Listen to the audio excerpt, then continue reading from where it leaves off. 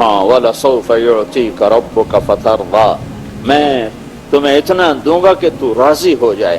پھر اب اتنی مضبوط بات کرنے کے بعد کوئی گنجائش نہیں تھی مزید تسلیاں دینے کی، لیکن انہوں نے پھر پچھلی کہانی چھیڑ دی کہ میرے محبوب تو یہ سمجھ رہا ہے کہ میں تجھ پہ ناراض ہوں، تو سوچ تو صحیح، أَلَمْ يَجِدْكَ يَتِيمًا فَآوَىٰ، تو یتیم تھا میں نے تمہیں ٹھکانہ دیا، تمہیں یاد نہیں؟ میں نے تمہیں ٹھکانہ دیا، میں نے تمہیں پالا، کیوں یتیم کر دیا؟ کہ اللہ دکھا رہا تھا کہ میرے نبی کو کسی کی تربیت اور آسرے کی ضرورت نہیں ہے، میں خود اس کا مربی ہوں، میں خود اس کا معلم ہوں۔ ما كنت تدری ما الکتاب ولا الایمان، میں خود اس کا سکھانے والا ہوں، خود اس کی تربیت اور پرورش کرنے والا ہوں۔ کن گھاٹیوں سے نکالا ہے اپنے محبوب کو، ساری کائنات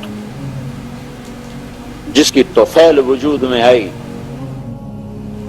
وہ 8 سال کی عمر میں چند ٹکوں پہ قریش کی بکریاں چراتے پھر رہے تھے کہ گھر کی روٹی ابو طالب کی پوری نہیں ہوتی تھی، تنگی تھی گھر میں، تو آپ ماں کے مرنے کے بعد باپ تو دیکھا ہی نہیں، بالکل گوشہ نشین ہو گئے تھے، سارا دن کچھ نہیں کھاتے تھے، زمزم کے چند گھونٹ پی کر سارا دن بیٹھے رہتے تھے۔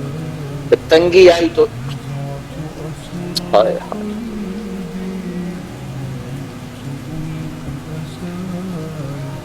جس کے وجود کی قسمیں کھائے لعمرک، جس کے چہرے کی قسمیں کھائے والضحى، جس کی زلفوں کی قسم کھائے واللیل اذا سجى، جس کے شہر کی قسم کھائے وہذا البلد الامن، جس کے بول کی قسمیں کھائے وقیلہ یا رب ان هؤلاء قوم لا یؤمنون، اسے تو سونے کی چارپائیوں پہ بٹھا تھا، سونے کے برتنوں میں کھیلا تھا، جبریل میکائیل کو خدمت پہ لگا تھا، اسے 8 سال کی عمر میں بکریاں چرا، میں نے وہ وادی دیکھی جہاں میرا نبی بکری چراتا تھا،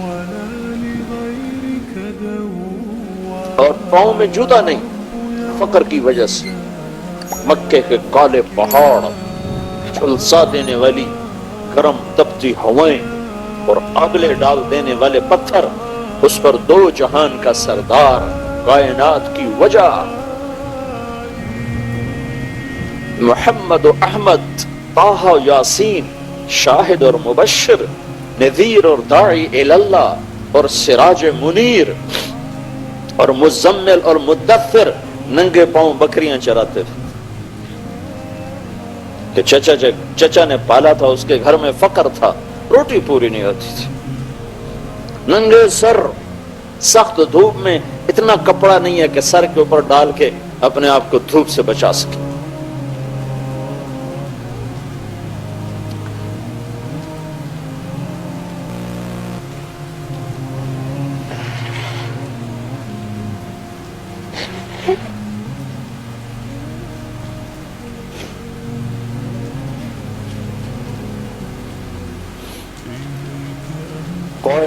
اور پھر یہ بچپن کی بات نہیں ہے کہ بچپن ایسا تھا، میرے نبی کی ساری زندگی ہی ایسی تھی۔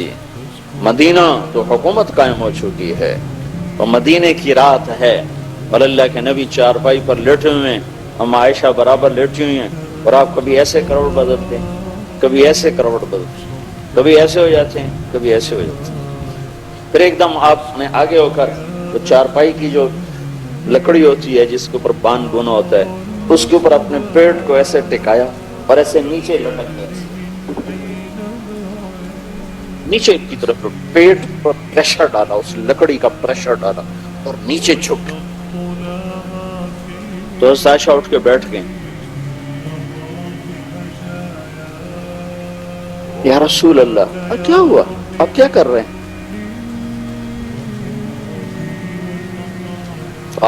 آپ سیدھے ہوئے، کہا عائشہ بھوک بڑی لگی، بھوک بڑی لگی، تمہیں بھوک کا سامنا ہو تو تمہیں پتا چلے کہ پیٹ کیسے اکٹھا ہوتا ہے، اور اس کو اگر پریشر دیا جائے تو کیسے تھوڑا سا آسرا ہوتا ہے، یہ تو وہ جانے جس پر بھوک آئی، اس نے بھوک دیکھی نا، اسے کیا خبر، اور اس طرح لکڑی کو اپنے پیٹ سے لگا کر یوں کر رہی تھی، پھر اٹھ کے بیٹھ گئی۔ عائشہ بھوک بڑی لگی، جس کے لیے کائنات بنائی گئی، سجائی گئی۔ وَأَحْسَنَ مِنْكَ لَمْ تَرَ قَطُّ عَيْنِي وَأَجْمَلَ مِنْكَ لَمْ تَلِدِ النِّسَاءُ خُلِقْتَ مُبَرَّأً مِنْ كُلِّ عَيْبٍ كَأَنَّكَ قَدْ خُلِقْتَ كَمَا تَشَاءُ۔ تو عائشہ رضی اللہ تعالیٰ عنہ رونے لگی اور عرض کی یا رسول اللہ آپ اللہ سے مانگتے کیوں نہیں؟ آپ اللہ سے مانگتے کیوں نہیں؟ تو آپ نے فرمایا نہیں عائشہ، میں ایسا ہی بھوکا دنیا سے چلا جاؤں گا، میں اللہ سے نہیں مانگوں، اس سے پہلے میرے بھائی انبیاء اسی بھوک کو سہتے ہوئے چلے۔ اور دوسری بات کیا تھی کہ میری امت کے غریبوں کو تسلی کہاں سے ملے گی؟ اگر میرے سامنے بھی دسترخوان سجے ہوئے ہوں تو میری امت کے غریبوں کو تسلی کہاں سے ملے گی؟ میری امت کے پیٹ پر ایک پتھر ہوگا، میرے پیٹ پہ 2 پتھر ہوگا۔ میری امت کی بھوک سے میری بھوک زیادہ ہوگی، میری امت کی اولاد سے میری اولاد زیادہ قربان ہوگی۔ سب سے پہلے میرے بچے سولیوں پہ لٹکیں گے، سر ان کے نیزوں پہ چڑھیں گے اور کربلا کی مٹی ان کا خون پیے گی۔ بات قیامت کے دن مجھے کوئی تانا نہ دے سکے گا کہ یا رسول اللہ آپ کی اولاد نے تو بڑے عیش کیے اور ہم تو اپنے بچوں کے لیے کما کما کے تھک گئے۔ تو پہلے میرا گھر پیش ہوگا، پہلے میں پیش ہوں گا، میں اپنے امت کی غریبوں کی تسلی ہوں۔ بلکہ آپ نے فرمایا یا رسول اللہ قیامت کے دن آپ کو کہاں ڈھونڈیں گے؟ اتنی خلقت، اتنا مجموع، کہاں ڈھونڈیں گے آپ؟ آپ نے فرمایا ابغونی فی ضعفائکم، جہاں میری امت کے غریب لوگ کھڑے ہوں گے میں ان میں کھڑا ہوں گا۔ مالداروں کے ساتھ نہیں، میں اپنی امت کے غریبوں کے ساتھ کھڑا ہوں، مجھے وہاں ڈھونڈ لینا، میں وہیں ہوں گا۔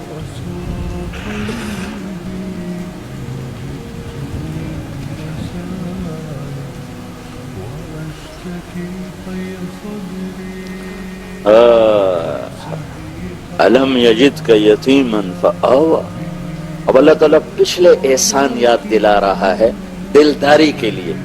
وہ سوچو تو صحیح میرے بھائیو، جسے رب نے خود پیدا کیا اور اپنی مخلوق بنایا اور اپنا بندہ بنایا اور اپنا غلام بنایا، اللہ اس کی دلداری کے لیے یہ کچھ کر رہا ہے، اور میں تو امتی ہوں ان کا، میں تو غلام محمد ہوں، میں تو غلام رسول ہوں، میں انہی سے بغاوت شروع کرتا ہوں، انہی کے طریقوں سے ٹکر لینا شروع کرتا ہوں، انہی کی زندگی پہ تنقید شروع کر دوں، تو مجھے ان کی شفاعت کیسے نصیب ہوگی؟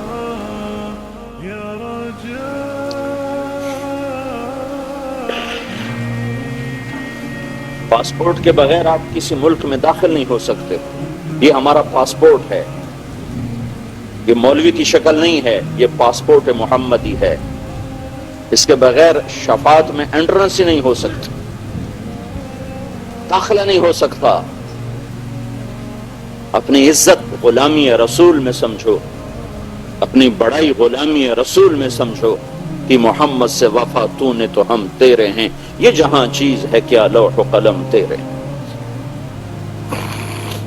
الم یجدک یتیما فآویٰ، میرے محبوب تمہیں یاد نہیں تو یتیم تھا تو میں نے تمہیں پالا، میں نے تمہیں ٹھکانہ دیا، تو اب تو بتا بھلا میں تم سے ناراض ہو سکتا ہوں؟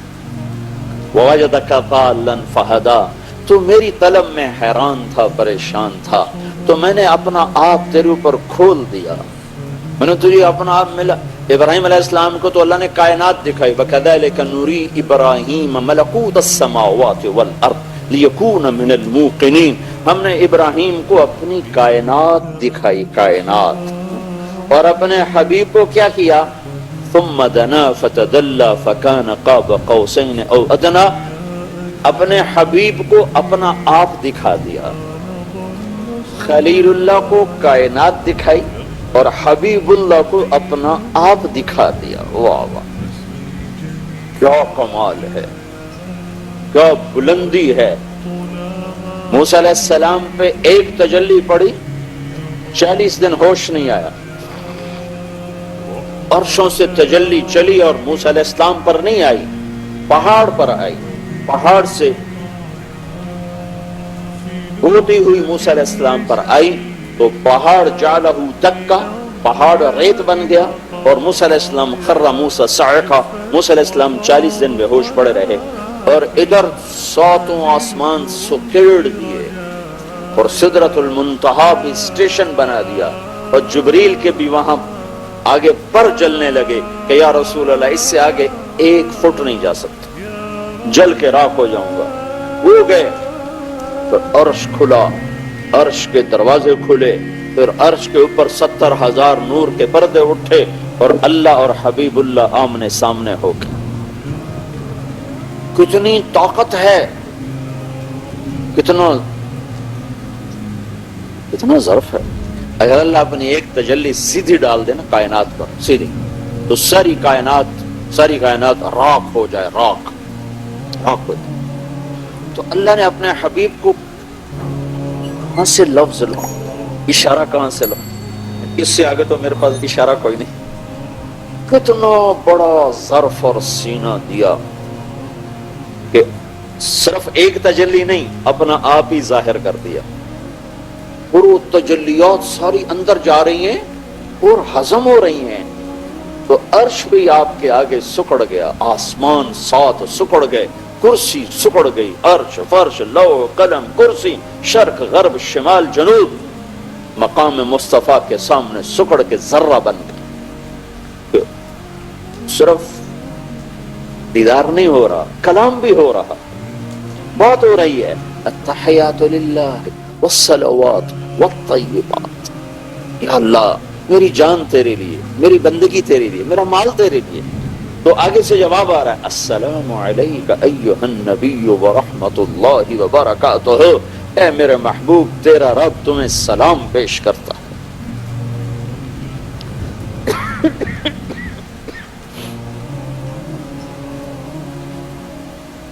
ووجدک عائلا فأغنی، اے میرے حبیب آپ کو بڑی تنگی تھی تو ہم نے خدیجہ جیسی خاتون کو چن کر آپ کے نکاح میں دے دیا، آپ کی تنگی دور کر دیا۔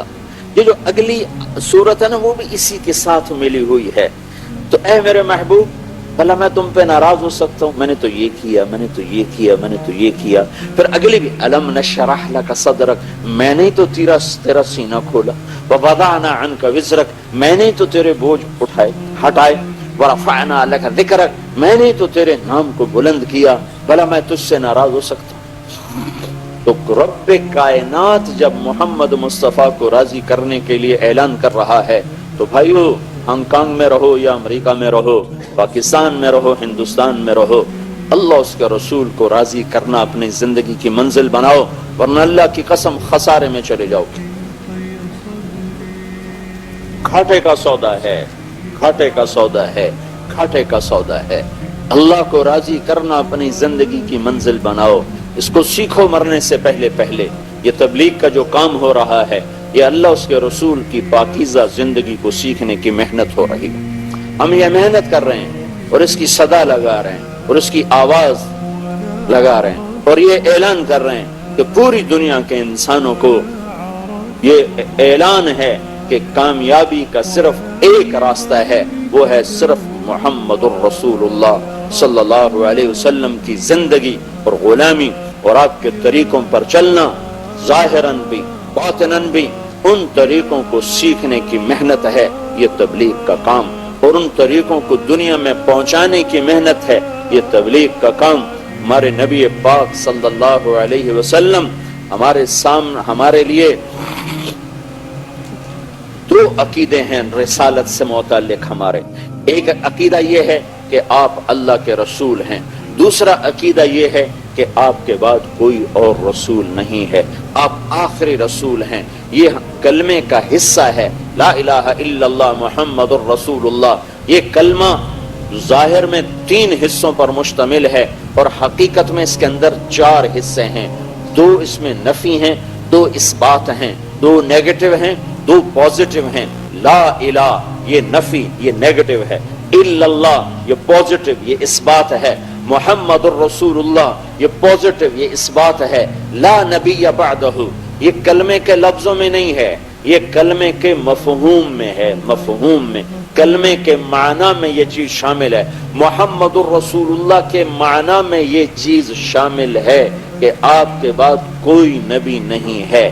یہ لا نبی بعدہ آپ کے بعد کوئی نبی نہیں ہے، یہ مل کر یہ کلمے کے اندر اس طرح ہے جیسے جسم میں روح ہے، روح کو جیسے ظاہر نہیں کیا جاتا، اندر کی چیز ہے، لا نبی بعدہ اندر ہے، اسے ظاہر کلمے کا ساتھ جوڑ کے نہیں کیا جاتا، اس کو الگ بیان کیا جاتا ہے، لیکن یہ کلمے کا معنی میں حصہ بنتا ہے، لفظوں میں نہیں، معنی میں حصہ بنتا ہے۔ کلمہ تو لا الہ الا اللہ محمد الرسول اللہ پہ ختم ہے، اس کے بعد کلمے کا کوئی لفظ حصہ نہیں ہے۔ لا نبی بعدہ اس کے مطلب کا حصہ ہے، مطلب کا۔ ان 4 چیزوں کے 4 مطالبے ہیں۔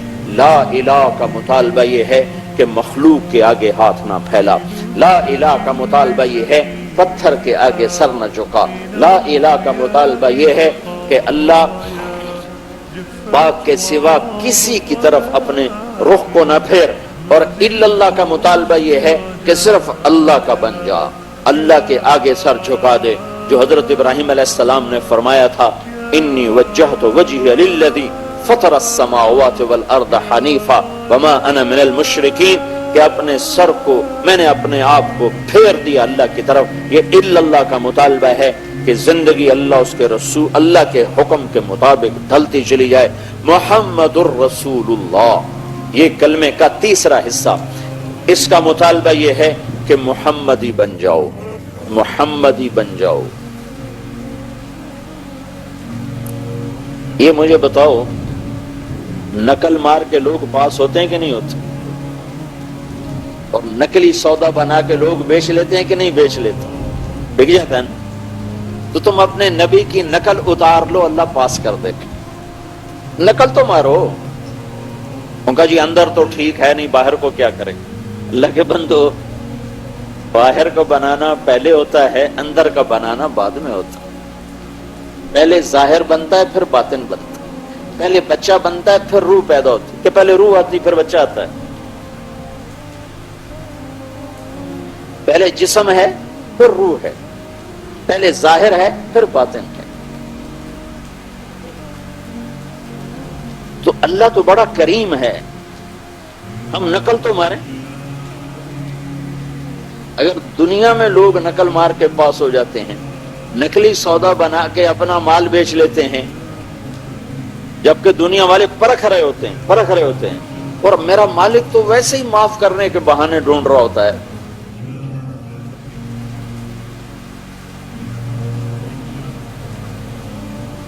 محشر کے میدان میں ایک آدمی کی ایک نیکی کم پڑ جائے گی، تو اللہ تعالیٰ فرمائیں گے ایک نیکی لیا تجھے معاف کر دوں، کہے گا چلو ایک نیکی تو مل ہی جائے گی، تو اپنی اماں سے بات کرے گا، اماں ایک نیکی تو دے، وہ کہے گی توبہ توبہ میں کتھوں دے ہوں، میں تو آپ بڑی لوڑ، تو پھر وہ کہے گا چلو ابا ایک نیکی دے دے، ابا کہے گا پترا کہیں ہور نال گل کر، میں نے آپ آج بڑی لوڑ ہے، تو بیوی سے بات کرے گا، بچوں سے بات کرے گا، سب منکر ہو جائیں گے، کہے گا ہائے ایک نیکی سے مار کھا کے۔ تو اس کی ہائے اور اس کی پریشانی پر ایک آدمی اس سے پوچھے گا بھائی تیرا کیا مسئلہ ہے، کیوں پریشان؟ کہے گا بھائی ایک نیکی کھٹ گئی، ایک نیکی گھٹ گئی، اس کی وجہ سے اب میرے لیے جہنم ہے، کوئی دینے کو تیار نہیں۔ وہ کہے گا تجھے مبارک ہو، تیرا کام بن گیا۔ کہے گا کیسے بن گیا؟ کہے گا میرے پاس ہے یہ ایک، میرے تو کسی کام دی ہے، ہوئے تامی لتر نہ ہوئے تامی لتر، تو میں تیرے حق میں دستبردار ہوتا ہوں، تجھے دیتا ہوں۔ وہ تو چھلانگے لگاتا ہوا کہ اللہ میرا کام بن گیا، میرا کام بن گیا. کیویں بن گیا تیرا کام، کیویں بن گیا؟ تو وہ کہے گا یا اللہ وہ فلاں آدمی کہہ رہا ہے کہ میں تمہیں نیکی دیتا ہوں، اس کو بلاؤ، وہ بھی آ جائے گا. تو اللہ تعالیٰ اس سے فرمائیں گے تم اس کو نیکی دیتے ہو؟ کہ جی دیتا ہوں. کیوں دیتے ہو؟ آج تو ماں نہیں دیتی.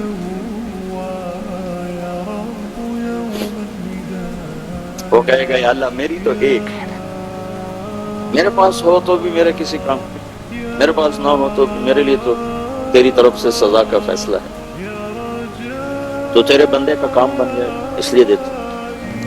تو اللہ تعالیٰ فرمائیں گے اچھا تو آج کے دن مجھ سے بڑا سخی بننا چاہتا ہے، آج مجھ سے بڑا سخی کوئی نہیں ہے، چل تیری اس سخاوت پر تو بھی جنت میں جائے اور یہ بھی جنت میں جائے. بھئی اللہ تو بہانے ڈھونڈتا ہے. ہم اسی کی نقل اتاریں گے جس کے ہاتھ میں جنت کی چابی، چاہے ہمارا اندر کتنا ہی گندا ہو. اندر میں پاخانہ ہے تو کپڑے بھی میلے پہن لو، کیوں بھائی؟ اندر میں جو پیشاب اور پانا ہے کپڑے بھی میلے پار، نہ استری کرو نہ دھوو، ایویں ہی پائی رکھو سادھواں طرح، نہ نہاؤ نہ دھوو، چونکہ اندر تو گندا ہے تو باہر کو صاف رکھ کے کیا کرنا؟ روزانہ نہانے بیٹھ جاتے ہو، کیوں نہاتے ہو؟ اندر تو تمہارے پخانہ بھرا ہوا ہے تو تمہارے نہانے کا کیا فائدہ؟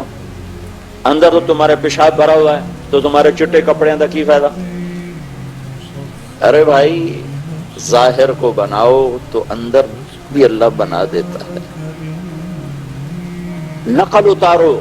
محمد الرسول اللہ جب کہا ہے صلی اللہ علیہ وسلم تو تمہارے روپ میں نظر آنا چاہیے. صرف ایک مہر لگتی ہے اور چیز 100 روپے کی 1 لاکھ کی ہو جاتی. صرف ایک مہر لگنے سے کسی برانڈڈ چیز کی قیمت صرف اس کی مہر پر، صرف مہر پر. عام دکان، عام فیکٹری سے مال بنا ہوتا ہے، عام فیکٹری کا مال بنا ہوتا ہے اور وہ کمپنی اپنی مہر لگا کر 100 روپے کی چیز 1 لاکھ میں بیچتی ہے اور لوگ خوشی سے لے رہے ہوتے ہیں، حالانکہ وہی چیز دوسرے بازار میں 100 روپے کی بک رہی ہوتی ہے. وہی چیز ہوتی ہے، صرف مہر بدلتی ہے. مہر، یہ مہر ہے، مہر لگاؤ، برانڈڈ بن کے مرو. یہ محمد الرسول اللہ کا تقاضا ہے.